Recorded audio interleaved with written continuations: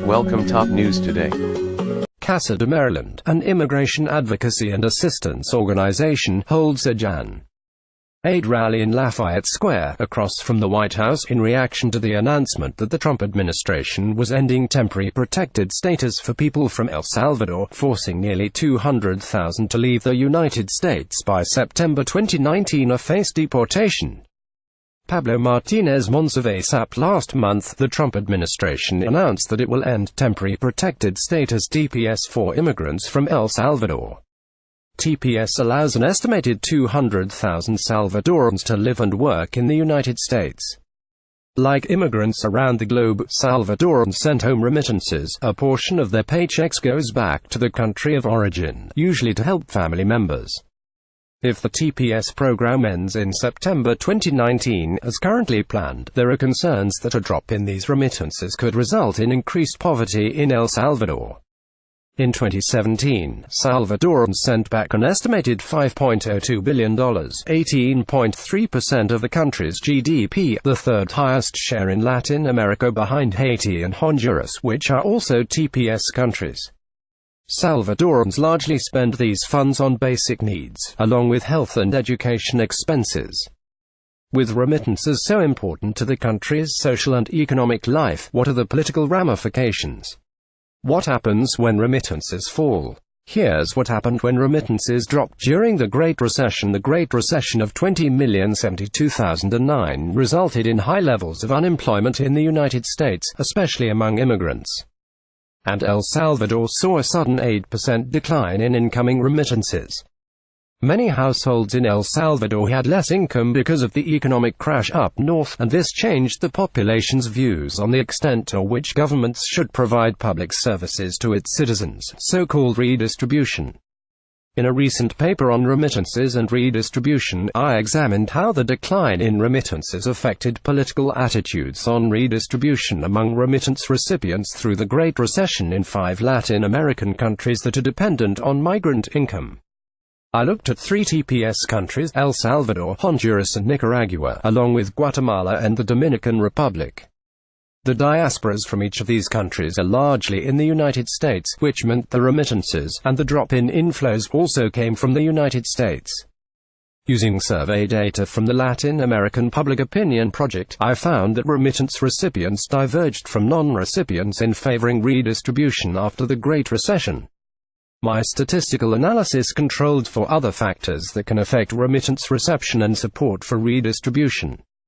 Before 2009, remittance recipients were 2% less likely to support redistribution than non-recipients.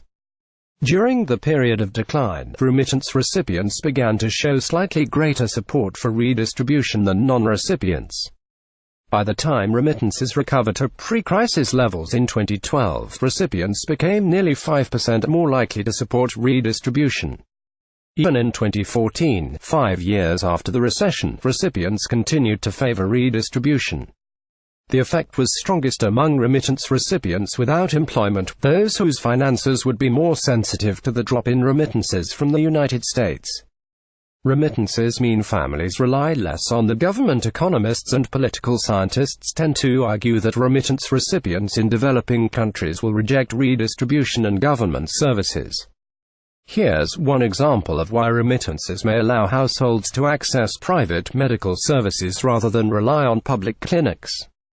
The argument, then, is that greater flows of remittances to countries like El Salvador help keep politicians off the hook in terms of providing public services. This argument relies on the underlying assumption that remittance inflows are stable and increasing. And it's a reasonable assumption for TPS countries such as El Salvador. Remittances increased annually, commensurate with increased migration. But the Great Recession provides a snapshot of what happens when remittances suddenly decline. Recipients favored redistribution; they expect their governments to step up. So a conventional view on remittances might expect recipients to once again opt out of public services as remittances recovered. However, my findings show that recipients continued to favor redistribution even after families began to see more money from relatives in the United States. How will the TPS program affect Salvadoran politics? I argue that the Great Recession in the United States meant remittance recipients in Latin America no longer viewed their external income as a stable source of cash.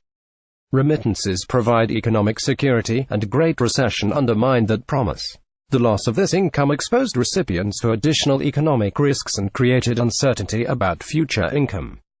This, in turn, led recipients to favor redistribution as protection against external economic risk. The support for redistribution persisted even as remittances recovered, due to that experience of income loss and uncertainty. The remittances sent by Salvadorans and other Central Americans with TPS provide a valuable economic resource to households in the home country. It's likely that the loss of TPS status, and the loss of the ability of wage earners for these countries to work legally in the United States, will cause recipient households in countries like El Salvador to demand more government services to make up for losses in remittance income. The larger question is how governments in El Salvador and other TPS nations will respond to changing demands due to circumstances outside their control, such as an economic recession or policy shift. A decade ago, President Mauricio Funes, the first president elected from the FMLN, the party formed from El Salvador's former guerrillas, attempted to expand the country's social safety net but was limited because of the country's low tax rates and high deficits. Legislative and municipal elections in El Salvador are set for March 4 and should provide a glimpse at how voters and political parties respond to the Trump decision on TPS. Members from the opposition arena and PCN parties have blamed the incumbent FMLN party's inability to maintain strong relations with the United States. In a recent survey, Salvadorans said they disapprove of political parties' use of the TPS issue in current election campaigns. The stakes will be higher in El Salvador's February 2019 presidential election. The increasing insecurity of migrants, and the remittances they send back, will probably put new pressures on political parties to craft a platform that lessens dependence on remittances. And there will most likely be increased demands on the government to provide greater services to its citizens. If their elected officials can't provide these services, Salvadorans may continue to migrate north to find economic security, despite perceived hostile policies against immigrants in the United States. Jesse Acevedo is a lecturer in political science at UCLA.